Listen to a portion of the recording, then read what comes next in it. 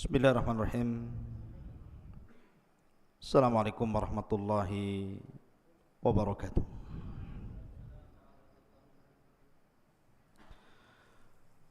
Alhamdulillah. Salatu wassalamu ala Rasulillah wa ala alihi wa sahbihi wa mawalah wa la hawla wa la quwata illa billahi wa ba'du. Qala Allahu azza wa jalla ya ayyuhalladzina amanu taqullaha haqqa tuqatih wa la tamutunna illa wa antum muslimun. Wa qala sallallahu alaihi wasallam man salaka tariqan yaltamisu fihi ilma sahhalallahu bihi tariqan ilal jannah. Taib ma'asyiral muslimin yang dimuliakan Allah subhanahu wa ta'ala, para santri ikhwan yang dimuliakan Allah azza wa jalla, alhamdulillah malam ini kita bisa melanjutkan kembali kajian kita, masih membahas qasasul Quran, kisah-kisah di dalam Al-Quranul Karim. Dan kita akan membahas di malam hari ini tentang qissatu Ya'juj wa Ma'juj.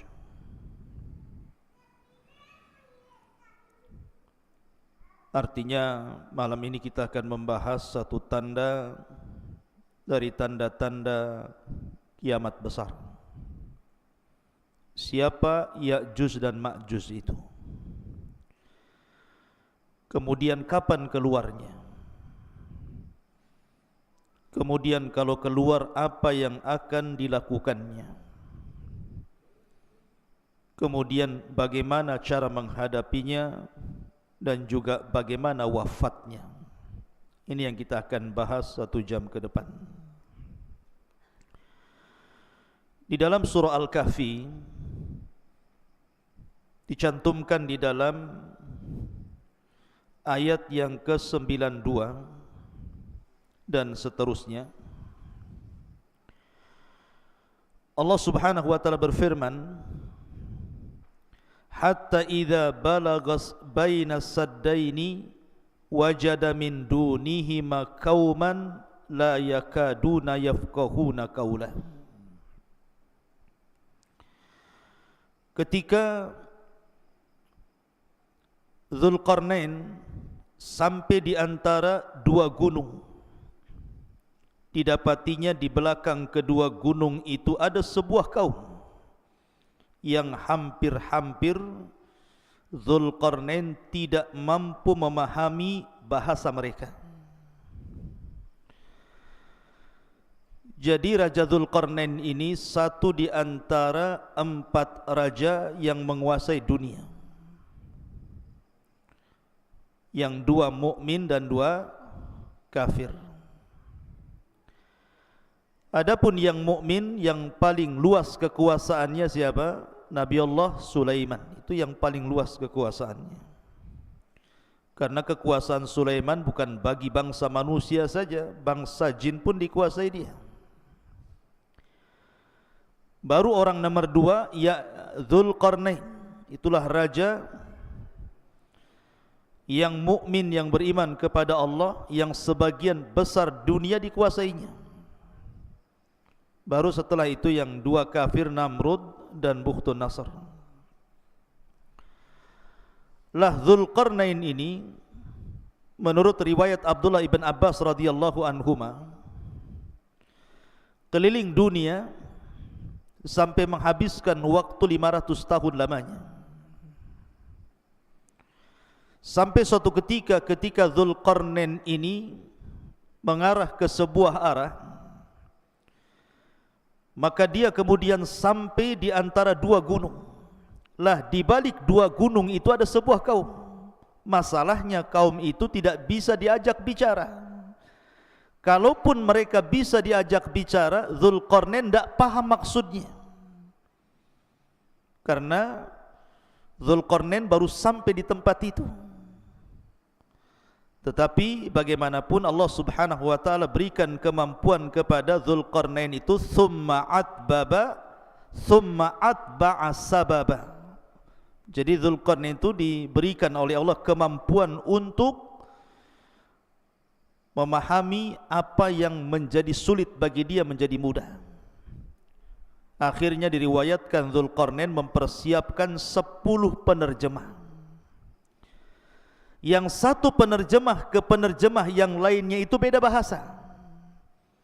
Jadi kaum yang tidak bisa dipahami bahasanya ini kemudian bicara kepada penerjemah pertama dengan bahasa lain. Penerjemah pertama, kedua menggunakan bahasa lain lagi. Penerjemah kedua, ketiga menggunakan bahasa lain lagi. Sampai 10 bahasa untuk menerjemahkan keinginan kaum di balik 2 gunung itu. Setelah 10 bahasa, Dzulqarnain baru paham.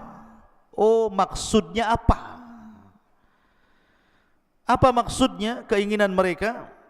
Itu digambarkan dalam Al-Quran. Qalu, mereka mengatakan, ya Dzulqarnaini, inna Ya'juj wa Ma'juj mufsiduna fil ardi fahal naj'alu laka kharjan ala an taj'al bainana wa bainahum sadda. Mereka mengatakan, ya Dzulqarnain, sesungguhnya ada sebuah kaum namanya Ya'juj dan juga Ma'juj. Mereka adalah makhluk perusak di bumi. Maka bolehkah kami membayarmu, memberikan imbalan agar engkau membuatkan antara kami dan mereka sebuah benteng yang sangat besar, biar mereka tidak datang lagi kemari. Kemudian Dzulqarnain mengatakan, qala ma makkani fihi rabbi khairun fa'inuni biquwatin aj'al bainakum wa bainahum radmah. Maka Dzulqarnain berkata, apa yang telah Allah anugerahkan kepadaku jauh lebih baik dibandingkan imbalan kalian. Akan tetapi bantulah aku dengan kekuatan agar aku dapat membuatkan untuk kalian sebuah benteng yang bisa menghalangi kalian dengan mereka. Lihat bagaimana Dzulqarnain membuat benteng di sini. Allah katakan, atuni zubural hadid, datangkan kepadaku potongan-potongan besi. Hatta idza sawa bainas sadafaini, hingga ketika potongan-potongan besi itu telah terpasang sama rata dengan puncak gunung itu. Jadi besi itu ditancap-tancapkan seperti pagar begitu, sampai tingginya sama dengan gunung itu. Kemudian kata Dzulqarnain, qala khfuhu hatta idza ja'alahu naran qala atuni ufrig alaihi qatran famastata'u an yadharu wa mastata'u lahu nakbah.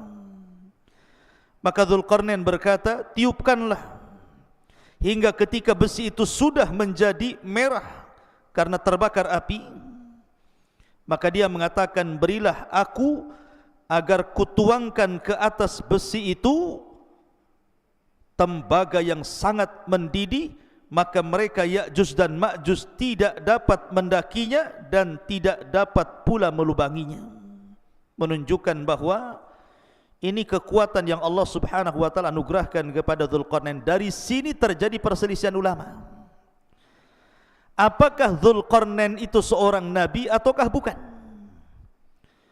Bagi yang mengatakan bahwa Dzulqarnain seorang nabi, berarti mukjizatnya mampu membentuk sebuah benteng yang menghalangi antara Ya'juj dan Ma'juj dengan kaum yang tidak bisa dipahami bahasanya itu. Tetapi bagi yang mengatakan bahwa Dzulqarnain bukan nabi, itu hanya karamah saja.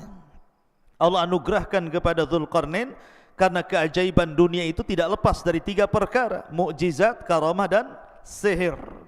Mukjizat bagi para nabi, karamah bagi para wali, dan sihir bagi para dukun. Yang ingin saya kisahkan bukan kisah Dzulqarnain, tetapi yang saya ingin kisahkan malam ini tentang siapa Ya'juj dan Ma'juj itu. Baik, di dalam hadis Nabi SAW mengatakan, lan taquma sa'ah hatta yakuna qablaha asyra ayatin tulu'us syamsi min maghribiha wa khurujud dabbati wa khuruju ya'juj wa ma'juj. Dalam sebuah hadis yang dikeluarkan Abi Dawud, Nabi SAW bersabda, tidak mungkin tegak hari kiamat sampai kalian mendapati 10 tanda dari tanda-tanda besar hari kiamat. Dalam hadis ini disebutkan sebagiannya. Pertama, munculnya matahari dari arah barat. Yang kedua, munculnya binatang bumi yang bisa bicara. Dan yang ketiga, Ya'juj dan Ma'juj. Kapan keluarnya Ya'juj dan Ma'juj itu, ikhwan? Dan siapa Ya'juj dan Ma'juj itu?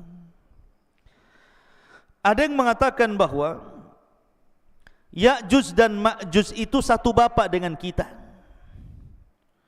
Bukan satu bapak satu ibu. Kalau saya dengan antum itu satu bapak satu ibu dari Adam dan Hawa. Tapi Ya'juj dan Ma'juj itu satu bapak saja, lain ibu dengan kita. Lalu siapa ibunya? Ada yang mengatakan bahwa suatu ketika Nabi Adam ini ihtilam, mandi ataupun mimpi basah, sehingga sampai mengeluarkan sperma. Lah spermanya Adam ini jatuh ke tanah. Rupanya karena jatuh ke tanah itulah akhirnya sperma yang menyatu dengan tanah itu tiba-tiba membentuk manusia dari tanah. Itulah yang disebut dengan Ya'juj dan Ma'juj. Jadi bapaknya Adam, ibunya tanah. Nah, itu pendapat yang pertama. Berarti Ya'juj dan Ma'juj dengan kita itu satu bapak, karena beda ibu. Kalau kita kan satu ibu satu bapak. Kalau mereka satu bapak dengan kita saja. Tapi tentu riwayat ini batil, ikhwan. Karena tidak bisa kita menetapkan sesuatu tanpa dalil. Ini cerita Israiliyat. Ya. Tetapi pendapat yang kuat bahwa Ya'juj dan Ma'juj itu satu bapak satu ibu dengan kita. Dia turunan Adam dan juga turunan Hawa. Allah Subhanahu wa taala berfirman dalam surah Al-Ankabut ayat 15, fa'anjainahu wa ashabas safinati. Kami selamatkan Nuh dan seluruh orang-orang yang ada di perahunya. Dan Allah juga mengatakan dalam surah As-Saffat ayat 77, wa ja'alna dzurriyyatahu humul baqin. Dan kami jadikan seluruh anak turunan Nuh itu yang akan hidup sampai kiamat. Dari sini bahwa Ya'juj dan Ma'juj itu secara nasab itu sampai kepada Nuh alaihi salatu wassalam. Disebutkan bahwa dalam sebuah hadis yang diriwayatkan dalam kitab Al-Musnad ataupun dalam kitab Sunan, jadi Nuh alaihi salatu wassalam itu kan memiliki beberapa putra. Ada 4 putra, tetapi yang satu kafir. Namanya Kan'an, itu kafir, ikut agama ibunya dan mati tenggelam. Adapun yang tersisa adalah Syam, kemudian Ham, kemudian Yafis. Itu 3 putra Nuh yang masih hidup kala itu. Yang ada di perahu Nuh itu pertama Syam, kemudian Ham, kemudian Yafis. Adapun Syam itu disebut Abul Arab, bapaknya orang-orang Arab. Jadi seluruh orang Arab itu turunan Syam. Adapun Ham maka disebut Abu Sudan. Orang-orang Sudan, orang-orang berkulit hitam itu bapaknya siapa? Ham. Adapun Yafis itu Abu Turk, bapaknya orang-orang Turku.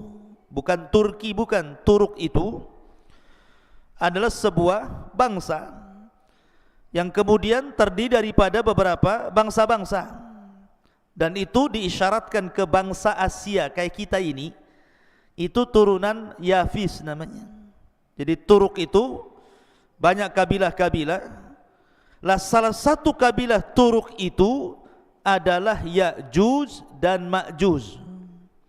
Jadi Ya'juj dan Ma'juj itu turunan daripada Yafis, dan Yafis ini putra Nuh alaihi salatu wassalam, dan nasab Nuh sampai kepada Adam alaihi salatu wassalam. Dari sini jelaslah bahwa Ya'juj dan Ma'juj itu manusia sama dengan kita. Dia bukan makhluk yang menyeramkan, bukan monster, bukan apa, bukan, sama dengan kita manusia, turunan Yafis ibn Nuh alaihi salatu wassalam. Ma'asyiral muslimin yang dimuliakan Allah Subhanahu wa taala. Bicara tentang Ya'juj dan Ma'juj tentu juga tidak lepas daripada bicara tentang Dzulqarnain tadi. Karena bagaimanapun yang memenjarakan Ya'juj dan Ma'juj itu Dzulqarnain. Sedikit saya akan jelaskan secara singkat tentang Dzulqarnain biar antum paham. Dzulqarnain ini ikhwan adalah seorang raja yang menguasai dunia. Tadi saya katakan perselisihan ulama tentang Dzulqarnain, apakah dia nabi ataukah dia bukan, bahkan ada yang mengatakan dia malaikat. Tapi pendapat ini tidak benar. Dzulqarnain manusia, tetapi diperselisihkan apakah dia nabi atau bukan, dan yang rajih dia bukan nabi. Dan Dzulqarnain itu hidup di zaman Ibrahim. Ingat, Dzulqarnain hidup di zaman Nabi Ibrahim alaihi salatu wassalam. Bahkan dikatakan oleh Ibnu Utsaimin rahimahullahu taala bahwa Dzulqarnain pernah tawaf bersama Ibrahim, dan dialah yang menjadikan Dzulqarnain itu masuk Islam. Jadi yang mendakwahkan dakwah tauhid kepada Dzulqarnain itu Nabi Ibrahim, sampai akhirnya Dzulqarnain masuk Islam, kemudian menjadi raja dunia, dan dia pernah tawaf bersama Nabi Ibrahim alaihi salatu wassalam. Ada yang mengatakan bahwa Dzulqarnain adalah Iskandar Yunan, atau disebut dengan Iskandar Al-Maqduni. Ini tidak benar. Memang Iskandar Yunan atau Iskandar Al-Maqduni yang dia punya guru namanya Aristoteles. Antum pernah dengar Aristoteles itu pendiri pemahaman filosof. Ya, kalau disebut dengan filosof Yunan itu artinya didirikan oleh Aristoteles. Nah, itu nanti ada murid-muridnya Plato dan yang lainnya. Ya. Lah Aristoteles ini seorang Yunan, dialah yang kemudian menjadi guru besarnya Iskandar Al-Maqdun atau disebut dengan Iskandar Al-Yunan. Memang di zaman itu Iskandar Al-Yunan Al-Maqdum itu menguasai dunia. Jadi banyak, setelah dia mengalahkan Persia, Romawi dan banyak bangsa-bangsa dikalahkan, sehingga orang menganggapnya dia Dzulqarnain karena menguasai barat dan timur, utara dan selatan. Sehingga sebagian orang mengatakan bahwa Dzulqarnain adalah Iskandar Al-Maqdun yang dididik oleh Aristoteles tadi dan seorang filosof Yunan. Tidak benar. Kenapa tidak benar? Pertama, dari segi zaman sudah berbeda. Dzulqarnain itu di zaman Nabi Ibrahim, sementara Aristoteles ini jauh, ya, jauh dibandingkan di zaman Nabi Ibrahim. Dia berabad-abad, dari mana enggak ketemu. Yang kedua, Dzulqarnain ini seorang muslim, orang yang bertauhid kepada Allah Azza wa Jalla, sementara Al-Iskandar Al-Maqdun atau Yunan itu kafir, sehingga enggak ketemu. Dari segi agama saja tidak ketemu. Maka Dzulqarnain ya Dzulqarnain, orangnya lain. Kemudian Iskandar Al-Yunan atau Al-Maqdun ya Iskandar Al-Maqdun, lain lagi. Maka jangan disamakan, itu dua orang yang berbeda.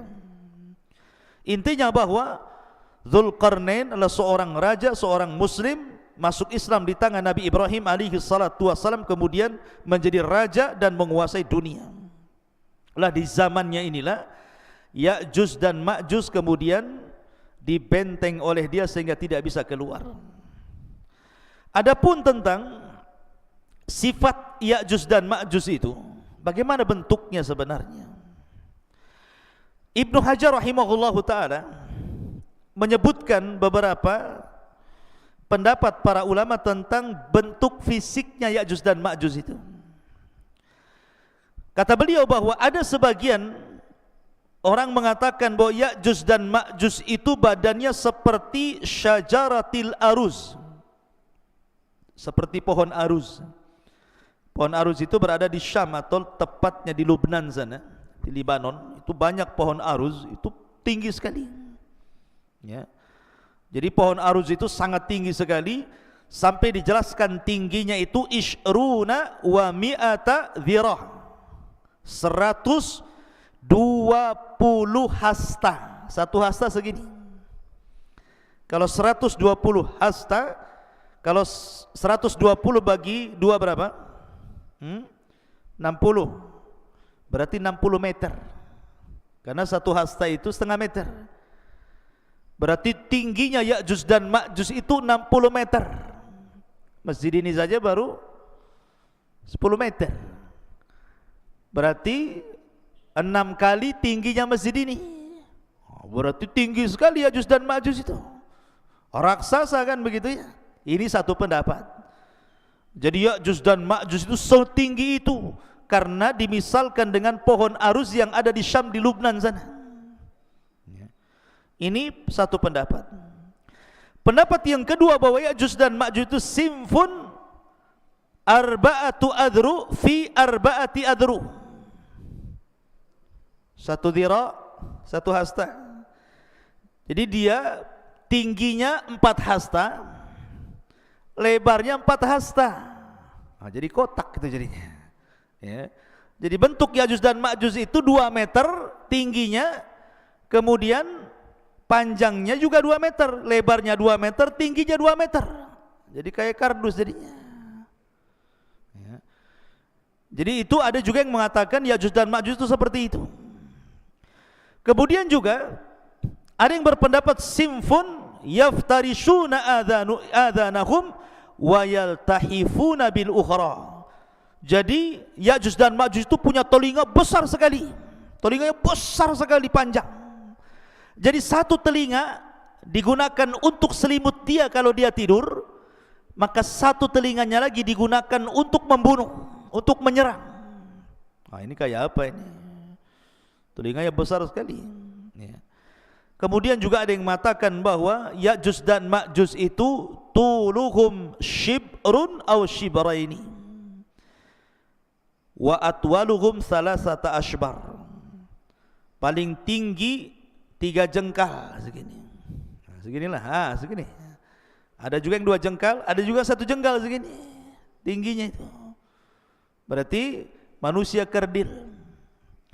Tapi sekali lagi ini hanya pendapat. Tidak didasari dalil-dalil sama sekali, ini hanya dinukilkan dari kisah Israiliyat. Jadi Al-Hafidh Ibnu Hajar menukilkan pendapat tentang bentuk Ya'juj dan Ma'juj ini adalah semuanya riwayat dhaifah, tidak ada yang sahih. Lalu yang sahih seperti apa? Yang sahih diriwayatkan dalam sebuah hadis dari Ibnu Harmalah, dari bibinya, yang diriwayatkan oleh Imam Ahmad dalam musnadnya. Ini bentuk fisik asli yang sahih ini. Disebutkan dalam sebuah hadis, khataba Rasul sallallahu alaihi wasallam wa huwa asibu isba'ahu min ladghati aqrabin.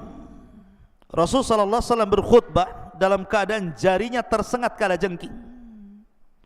Kemudian beliau mengatakan, innakum taquluna la aduwa wa innakum la tazaluna tuqatiluna aduwan hatta ya'tiya Ya'juj wa Ma'juj iradul wujuh sigharul uyun syuhbus syi'af min kulli hadhabin yansilun ka'anna wujuhahum al-mujanal mutraqatu.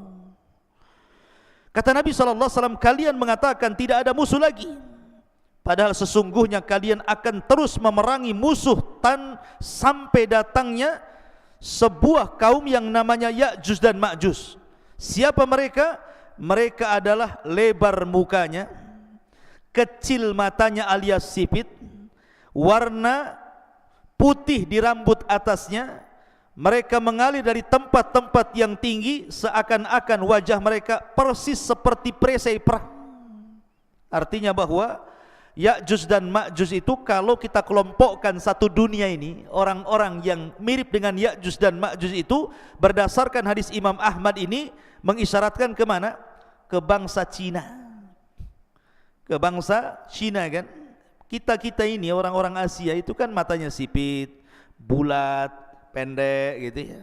Orang-orang kayak orang-orang Mongol gitu ya. Ya, jadi Ya'juj dan Ma'juj itu disyaratkan kepada bangsa-bangsa Cina. Tapi bukan berarti kemudian Ya'juj dan Ma'juj itu Cina, tidak ada. Bukan, orang Cina bukan Ya'juj dan Ma'juj. Maksudnya fisiknya persis seperti mereka. Seperti orang Cina.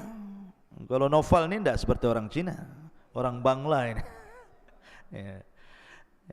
Jadi Ya'juj dan Ma'juj itu seperti orang Cina, maksudnya fisiknya, tapi bukan berarti Cina itu Ya'juj Ma'juj, tidak. Karena ada yang berpendapat bahwa Ya'juj Ma'juj itu Cina, bukan. Kemudian benteng yang dibangun Dzulqarnain itu tembok Cina. Ya, enggak nyambung, ikhwan. Jaka sembung enggak nyambung. Kenapa? Karena tadi saya sudah jelaskan ayatnya kan, bahwa temboknya Dzulqarnain itu terbuat dari besi, kemudian dilumuri tembaga. Nah, tembok Cina dari mana? Dari tembok, dari batu bata aja disusun. Yang kedua, tembok Cina pernah roboh sebagiannya. Kalaupun seandainya dirudal itu bisa roboh, tapi bentengnya Ya'juj dan Ma'juj tidak bisa, kuat sekali. Dan itu berdasarkan Al-Quran dan juga hadis Nabi SAW, tidak mungkin roboh benteng itu kecuali Allah izinkan roboh. Jadi tidak ada kaitan benteng Cina dengan bentengnya Dzulqarnain atau Ya'juj dan Ma'juj dengan orang Cina, enggak ada kaitan di situ. Ya'juj dan Ma'juj lain, benteng Cina juga lain, bukan benteng Ya'juj dan Ma'juj. Ya. Secara fisik ya persis gitu saja. Ya. Ma'asyiral muslimin yang dimuliakan Allah Subhanahu wa taala. Kemudian dari segi jumlah mereka kan sekarang terkurung, ikhwan, karena ada yang mengatakan di balik benteng ini di mana? Apakah dalam tanah, di gua-gua, di gorong-gorong gitu ya, atau di dalam dasar lautan, atau di atas bumi, wallahu alam. Tetapi lihat bagaimana Allah Subhanahu wa taala gambarkan betapa banyaknya mereka. Nabi SAW bersabda dalam hadis Abi Sa'id Al-Khudri radhiyallahu an. Nabi SAW mengatakan, yaqulullah, berarti di sini hadis qudsi ya, Allah berfirman, ya Adam, wahai Adam. Jadi suatu ketika Allah akan memanggil Nabi Adam. Kemudian Adam mengatakan, labbaika wa sa'daika wal khairu fi yadaik. Kata Adam, labbaik, ku sambut panggilanmu ya Rabb dengan senang hati dan kebaikan semua di tanganmu ya Rabb.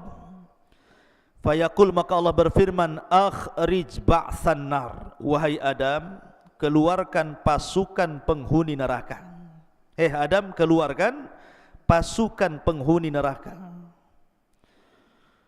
Kemudian dia mengatakan, inna kulla alfi tis'a mi'atin wa tis'atan wa tis'ina fa indahu yashibus saghir wa tada'u kullu dhati hamlin hamlaha wa taran nasa sukara wa ma hum bisukara walakinna adzaballahi syadid. Qalu ya Rasulullah wa ayyuna dhalikal wahid? Qala abshiru fa inna minkum rajulan wa min Ya'juj wa Ma'juj alfa. Perhatikan. Kemudian kemudian Allah berfirman kepada Adam, keluarkan pasukan penghuni neraka. Adam bertanya, apa pasukan penghuni neraka itu ya Rabb? Maka Allah mengatakan, mereka dari setiap 1000 orang 999 orang. Jadi perbandingan kita dengan Ya'juj dan Ma'juj itu, jadi kalau ada 1000 orang, maka satu kita 999 Ya'juj dan Ma'juj. Anda bisa bayangkan bandingannya itu. Jadi kalau antum di sini ada 20 orang, dibandingkan dengan Ya'juj dan Ma'juj, setiap satu orang bandingannya 999. Berarti jumlah mereka banyak. Jadi kalau antum melawan Ya'juj dan Ma'juj, antum satu orang melawan 999 Ya'juj dan Ma'juj. Kira-kira menang enggak tuh? Antum satu orang lawan satu orang aja kalah antum. Ini 999, bonyok lah. Banyak jumlahnya kan. Macam mana cara melawannya ini? Sekian banyaknya itu kan. Kemudian Allah berfirman, membacakan ayat Al-Quran setelah menyebutkan mereka dari setiap 1000 orang 999 orang. Ketika itu anak kecil menjadi beruban, setiap yang hamil melahirkan apa yang dikandungnya, dan kamu lihat orang-orang seakan-akan mabuk padahal mereka tidak mabuk, tetapi karena azab Allah yang sangat keras. Para sahabat bertanya, Rasul, siapa yang satu itu? Maka Nabi SAW mengatakan, bergembiralah, sesungguhnya penghuni neraka itu satu di antara kalian, dan Ya'juj dan Ma'juj 1000 dari mereka. Artinya dari 1000 orang itu satu di antara kita, 999 dari mereka. Menunjukkan penghuni neraka banyak sekali. Karena dari Ya'juj dan Ma'juj saja bandingannya 1 banding 999 jiwa gitu ya. Maka dari hadis ini ada beberapa faedah. Pertama, Ya'juj dan Ma'juj calon penghuni neraka. Yang kedua, jumlah mereka besar. Dan yang ketiga, mereka adalah turunan Adam alaihi salatu wassalam. Ada hadis, tetapi memang dilemahkan sebagian para ulama, yang mengatakan bahwa Ya'juj dan Ma'juj itu, jelaskan, Ya'juj ummatun wa Ma'juj ummatun, kullu ummatin arba'atu alafin ummah, la yamutur rajulu minhum hatta yang dura ila alfi dzakarin min sulbihi kulluhum qad hamala silah. Jadi ada hadis yang mengatakan satu orang Ya'juj dan Ma'juj itu tidak akan mati. Tidak akan mati sampai dia melahirkan anak cucunya, sampai jumlah mereka itu 1000 orang. Baru mereka mati. Jadi kalau Ya'juj dan Ma'juj ini mati, pasti sudah memiliki anak cucu dan jumlahnya 1000 orang, dan mereka sudah siap berperang dengan senjata mereka. Tapi hadis ini lemah ya. Tapi masyhur dalam kisah-kisah Ya'juj dan Ma'juj kalau dijelaskan oleh para ulama. Taib, sekarang pertanyaannya, ada di mana Ya'juj dan Ma'juj itu sebenarnya? Karena di masa Khalifah Abbasiyah, di masa Khalifah Abbasiyah ketika itu yang memimpin siapa? Al-Wathiq. Jadi para khalifah di zaman itu berusaha mencari-cari tahu di mana sih letak Ya'juj dan Ma'juj itu, ada di mana sebenarnya? Ada di hutan Jabal Uhud kah? Ada di mana kah? Kita tidak tahu. Tapi yang jelas bahwa khalifah-khalifah di zaman dulu itu berusaha mencari tempat di mana Ya'juj dan Ma'juj itu. Lah salah satunya Khalifah Abbasiyah Al-Wathiq mengirim sebuah pasukan besar, kemudian mereka berjalan dari negeri ke negeri, dari daerah ke daerah, dari desa ke desa, dari lembah ke lembah, dari bukit ke bukit, padang pasir ke padang pasir, sampai akhirnya mereka sampai di sebuah benteng yang sangat kokoh. Dan itu disebutkan oleh Imam Ibnu Katsir dalam kitabnya. Jadi pasukan Al-Wathiq Khalifah Abbas ini berhasil menemukan benteng itu. Benteng itu sangat kokoh sekali. Karena ketika itu Khalifah Al-Wathiq bermimpi bahwa terjadi keretakan benteng itu dalam mimpinya, makanya dia kirim pasukan untuk mencari benteng itu, dan ketemu. Rupanya benteng yang sangat kokoh sekali, yang sangat tinggi sekali, yang tidak bisa diretakkan sama sekali. Akhirnya kemudian mereka pun menyisihkan pasukan mereka untuk menjaga benteng itu, kemudian pulang. Memang kisah ini Ibnu Katsir tidak menyebutkan sanadnya, tetapi beliau menyebutkan seperti itu. Cuman letaknya di mana masalahnya? Ya. Lah dari sini ikhwatu fiddin muliakan Allah Azza wa Jalla, sebagian ulama mengatakan bahwa Ya'juj dan Ma'juj itu terletak di antara dua lautan yang disebut dengan lautan Aswad, lautan hitam, dan lautan Qazwin. Namanya lautan Qazwin dan lautan hitam, di tengah-tengahnya. Ada juga yang mengatakan seperti yang dikatakan oleh Al-Imam At-Tabari, Al-Imam At-Tabari rahimahullahu taala, bahwa letak Ya'juj atau bentengnya Dzulqarnain yang dibaliknya itu ada Ya'juj dan Ma'juj, itu baina Armenia wa Adribijan walakin lam yasil ahadun ila dzalik. Kata At-Tabari mengatakan bahwa letak benteng Dzulqarnain atau letak Ya'juj dan Ma'juj itu ada di antara Armenia dan Adribijan. Antara Armenia dan Adribijan, mungkin kalau sekarang mungkin dekat Georgia namanya, Georgia gitu ya. Di sekitar Georgia sana. Nah, sekitar itulah. Mungkin dari Cina itu ke arah mana tuh? Ke arah selatan atau ke utara gitu ya. Nah, sekitar itu.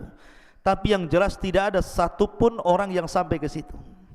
Adapun kisah Ibnu Katsir tentang delegasi Khalifah Abbasiyah Al-Wathiq ini wallahu alam, karena tidak bersanad masalahnya. Tapi yang jelas kita yakini bahwa Ya'juj dan Ma'juj itu ada di balik benteng Dzulqarnain. Kapan keluarnya? Wallahu alam, karena itu tanda dari tanda-tanda kiamat besar. Sekarang bagaimana keluarnya? Bagaimana cara keluarnya? Ma'asyiral muslimin yang dimuliakan Allah Azza wa Jalla, saya akan runut satu tanda kiamat sebelum keluarnya Ya'juj dan Ma'juj. Kita tahu bahwa sebelum keluarnya Ya'juj dan Ma'juj itu dari tanda-tanda kiamat besar adalah keluar Dajjal. Dajjal dulu ya. Dajjal dulu keluar, baru kemudian Ya'juj dan Ma'juj. Jadi Dajjal ini fitnahnya adalah fitnah agama. Jadi Dajjal itu fitnahnya fitnah agama. Fitnah agama artinya bahwa Dajjal ini sama sekali tidak merusak seperti Ya'juj dan Ma'juj. Memang murni fitnah agama. Tidak ada kaitan dengan Ya'juj dan Ma'juj. Ya. Lah, kemudian Allah Subhanahu wa ta'ala takdirkan turun Isa bin Maryam kemudian membunuh Dajjal. Lah ketika Isa bin Maryam telah membunuh Dajjal inilah baru kemudian muncul Ya'juj dan Ma'juj. Lah ketika itu Allah Subhanahu wa ta'ala memerintahkan Isa untuk sembunyi, karena kalau melawan tidak akan sanggup. Karena Rasul yang mengatakan kaum ini tidak bisa diperangi, bukan tidak bisa dibunuh, tidak bisa diperangi karena jumlahnya banyak masalahnya. Tadi saya katakan kalau antum melawan Ya'juj dan Ma'juj berarti satu dari antum melawan 999. Macam mana cara membunuhnya? Yang ada kita yang dibunuh mereka gitu ya. Makanya karena saking banyak jumlahnya itulah, makanya Rasul sallallahu alaihi wasallam bersabda bahwa kaum ini tidak bisa diperangi. Makanya kenapa Allah Subhanahu wa taala merintahkan Isa untuk membawa pasukan kaum muslimin sembunyi di Bukit Tur. Enggak usah dilayan.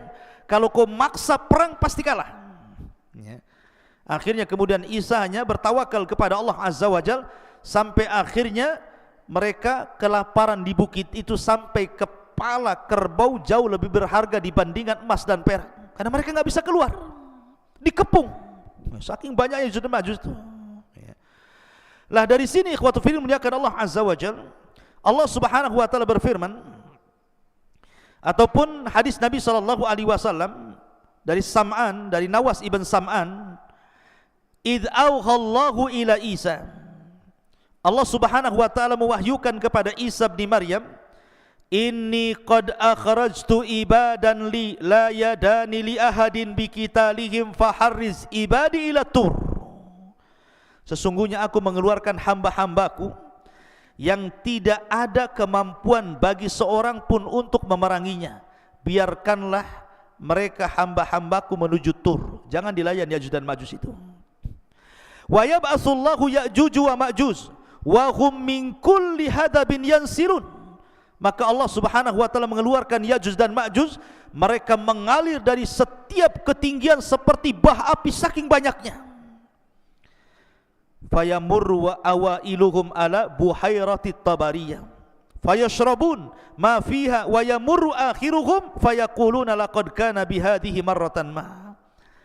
Kemudian mereka melewati danau Tabariyah. Jadi satu kloter Ya'juj dan Ma'juj yang baru keluar dari benteng itu sampai di danau Tabariyah. Lah benteng Ya'juj dan Ma'juj itu kan sudah retak tuh. Rasulullah sallallahu alaihi wasallam di zamannya saja ada bolongan seperti ini bentengnya. Jadi musuh itu bisa ngeker tuh dari dalam tuh. Jadi apa yang di luar dikeker gitu ya, tapi tidak bisa keluar.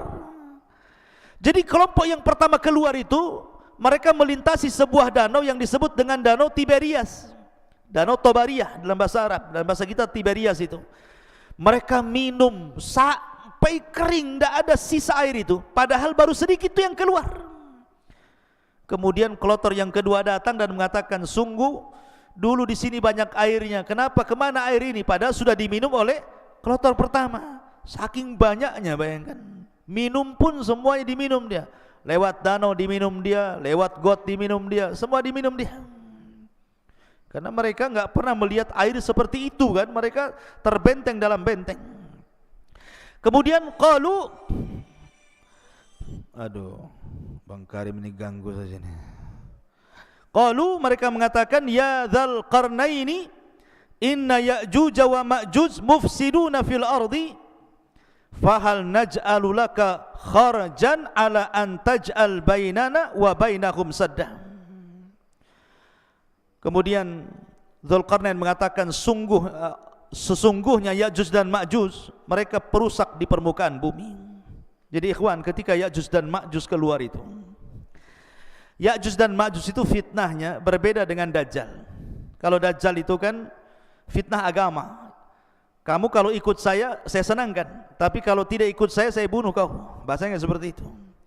Ataupun mungkin fitnah yang lain, fitnah dabatul ar gitu ya, fitnah binatang yang melata dari perut bumi, tugasnya stempel saja, mukmin kafir gitu. Tapi Ya'juj dan Ma'juj ini memang asli merusak, tidak ada hubung kait dengan agama. Pokoknya keluar saja, dia dibantainya semua orang yang di luarasnya. Lihat pohon ditebang, lihat bangunan dirobohkan, lihat air disedot airnya, lihat lautan habis dimakannya. Pokoknya semua yang ada di depannya dihancurkan dan tidak dibangun lagi. Jadi tugasnya yang merusak saja. Semua dirusak, hutan dirusak, bangunan dirusak, orang dibantai. Bahkan ada yang mengatakan bahwa kalau dia membunuh di luarasnya, bukan hanya dibunuh, dimakan bangkainya. Jadi mereka itu kanibal, memakan, bahkan sesama mereka pun mereka memakan. Bagi mamanya Ya'juj dan Ma'juj meninggal salah satu di antara mereka, dimakan jasadnya. Sampai seperti itu gitu ya kerusakannya. Jadi ngeri gitu ya Ya'juj dan Ma'juj itu. Makanya wajar kalau seandainya tidak ada satupun ras di luar Ya'juj dan Ma'juj, kecuali mereka akan dibantai, dibunuh, dimakan. Kecuali yang sembunyi, mereka selamat. Kalau enggak sembunyi, mereka tidak selamat. Makanya kemudian Ya'juj dan Ma'juj ini mereka akan terus menyerang di luarasnya, akan keliling dunia, akan membantai ke desa-desa, ke kota-kota, ke daerah-daerah, ke kutub-kutub. Mereka akan meluas di mana-mana. Sampai ketika mereka sudah puas karena merasa sudah tidak ada lagi yang diserang, sombong mereka. Kesombongan itulah sampai kemudian mereka mengatakan, qatalna man fil ardi sanaqtuluhu man fis sama, katanya. Kami sudah membantai orang-orang yang di bumi, sekarang yang di langit ku bantai juga, katanya. Lihat, dia mau membantai orang-orang yang di langit, malaikat. Bumi ini kecil ikhwan, dibandingkan dengan langit, kata Nabi SAW, seperti kita punya cincin dilempar ke padang pasir. Bumi itu cincinnya, padang pasir itu langitnya. Apalagi panah tombak kecil-kecil lagi kan gitu ya. Kemudian dilemparkan ke bumi, macam mana coba? Cincin dilempar ke padang pasir. Lah, bumi ini cincinnya, langit di padang pasirnya. Kemudian mereka melempar tombak, melempar tanah ke langit, panah-panah ke langit. Kemudian mereka ditipu oleh Allah. Wa yakiduna kaida. Tiba-tiba Allah sedot itu panah sama tombak itu sampai keluar jalur awan, sampai gak kelihatan ya. Kemudian setelah tombak dan panah mereka itu menembus awan-awan, tiba-tiba kemudian dibalikan lagi sama Allah. Dan Allah Subhanahu wa ta'ala kemudian lumuri di ujung-ujungnya itu darah-darah, seolah-olah mereka sudah membunuh orang-orang yang ada di langit, padahal tidak ada satu makhluk yang terkena tembakan itu. Allah hendak menipu daya mereka sehingga mereka makin sombong. Sekarang mana lagi, di langit sudah kami bunuh, di bumi sudah kami bunuh, mana lagi katanya. Sombongnya mereka. Dari itulah maka akhirnya Allah Subhanahu wa ta'ala, al jaza'u min jinsil amal, mulai Allah membalas perbuatan mereka. Ma'asyiral muslimin yang dimuliakan Allah Subhanahu wa ta'ala, lah Ya'juj dan Ma'juj ini sebenarnya mereka susah keluar sebenarnya. Setiap hari itu mereka sampai hari ini mereka hendak keluar, melobangi. Jadi kalau sudah lubang, kemudian matahari mulai terbit, maka matahari mulai terbenam, maka mereka kemudian pulang lagi. Begitu setiap hari ya. Ketika mereka datang lagi, rupanya lubang yang kemarin sudah tertutup lagi. Sampai akhirnya di akhir zaman, kata Nabi SAW, pimpinan mereka Ya'juj dan Ma'juj mengatakan kepada anak buahnya, ghadan nahfiru insyaallah. Besok, katanya Ya'juj dan Ma'juj, pemimpinnya mengatakan, kita akan gali lagi lubang ini insya Allah. Setelah diilhamkan pemimpinnya mengucapkan insya Allah, maka tiba-tiba lubang itu tidak kembali lagi, tetap lubang. Akhirnya digali sampai mereka bisa menembus di luar benteng. Dari situ Allah mengatakan min kulli hadabin yansilun, keluar semua dari lubang itu, kemudian membantai, membunuh di luarasnya. Ma'asyiral muslimin yang dimuliakan Allah Azza wa Jalla. Lalu bagaimana akhir perjalanan Ya'juj dan Ma'juj itu? Jadi ketika Ya'juj dan Ma'juj itu sudah membantai semua di luar rasnya, manusia-manusia di luar rasnya, kecuali yang selamat ya, tadi Isa dan para pengikutnya yang ada di Bukit Tur, dan orang-orang yang sembunyi entah di mana, entah berantah, yang penting mereka selamat. Maka Isa melihat kerusakan itu kemudian berdoa kepada Allah agar Allah menghancurkan mereka. Dari sini Allah Subhanahu wa taala kemudian mengutus apa? Naghaf. Apa naghaf? Naghaf itu semacam ulat. Lihat bagaimana kalau Allah menghancurkan sebuah kaum tidak perlu ngirim buaya, apalagi buaya darat ya. Jadi cukup dikirim ulat saja, tidak perlu mengirim harimau, cukup ulat. Jadi ketika Ya'juj dan Ma'juj itu sedang tertidur, semuanya tertidur, istirahat, tiba-tiba Allah kirim ulat banyak sekali, di mana-mana ada ulat. Rupanya ulat itu berjalan ke belakang sampai di tengkuknya.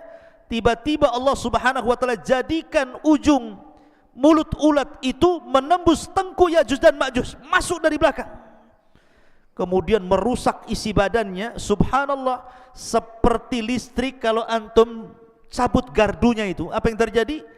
Bukan satu yang mati, satu batang mati. Kalau gardunya dicabut, satu batang mati. Artinya ketika satu Ya'juj dan Ma'juj mati, semua mati. Bukan ini dulu mati, besok ini, minggu depan ini, enggak ya. Jadi satu mati, mati semua. Subhanallah, coba bayangkan bagaimana Allah Subhanahu wa taala bisa mewafatkan Ya'juj dan Ma'juj dalam satu waktu. Tidak harus menunggu hari ini, besok, bulan, enggak. Satu mati semua. Subhanallah. Dan bangkainya Ya'juj dan Ma'juj setiap satu bengkal ada, satu jengkal ada, satu jengkal, karena jumlah mereka banyak. Sehingga Isa bin Maryam kebingungan ketika melihat jusas, bangkai-bangkai Ya'juj dan Ma'juj yang berserakan di sana sini. Maka kemudian Isa pun berdoa kembali untuk Allah membersihkan mereka. Dikirimlah burung-burung unta, burung-burung besar seperti unta. Kemudian diangkatlah jasadnya. Dalam riwayat Musnad Imam Ahmad, dilempar ke lautan entah berantah laut mana. Yang jelas bukan laut Batam sini, yang jelas laut mana. Sampai bersih bumi. Yang namanya bangkai dibuang tetap masih ada sisanya. Maka Isa berdoa lagi agar betul-betul Allah Subhanahu wa taala membersihkan bumi. Maka Allah kirimkan hujan, sampai hujan ini membuat banjir, sehingga sisa-sisa Ya'juj dan Ma'juj masuk ke sungai-sungai, masuk ke solokan, masuk ke laut-lautan. Akhirnya betul-betul bersih bumi. Allah kembalikan bumi seperti di zaman Adam. Pohonnya besar-besar, sampai pohon delima, satu buah, satu kampung bisa masuk ke cangkangnya. Bisa bayangkan, pohonnya besar, satu buah delima, itu kalau dibelah, satu kampung bisa masuk ke cangkangnya itu, sambil makan di dalam. Kalau delima sekarang segede gini, sudah kecut lagi, kecil gini. Jadi nanti di akhir zaman itu delima itu, ruman itu besar sekali, ya, bisa puluhan masuk di situ. Karena Allah suburkan kembali sebagaimana di zaman ketika awal bumi dihidupkan, subur. Dari sini akhirnya Isa bin Maryam mulai membawa pasukan Imam Mahdi yang sudah meninggal, memimpin dunia, mematahkan salib, kemudian membunuh babi, kemudian menegakkan keadilan. Bagi yang tidak mau ikut syariat Islam maka akan dibantai, bagi yang ikut maka selamat. Sampai akhirnya Isa pun haji. Setelah haji kemudian Isa bin Maryam meninggal dunia. Hanya 7 tahun setelah itu Isa bin Maryam meninggal dunia. Nah, itu diantara kisah Ya'juj dan Ma'juj yang disebutkan dalam surah Al-Kahfi. Wallahu a'lam, mudah-mudahan ada manfaatnya sebagai pengetahuan. Subhanakallahumma bihamdika asyhadu an la ilaha illa anta astaghfiruka wa atubu ilaik. Allahu ta'ala. Assalamualaikum warahmatullahi wabarakatuh.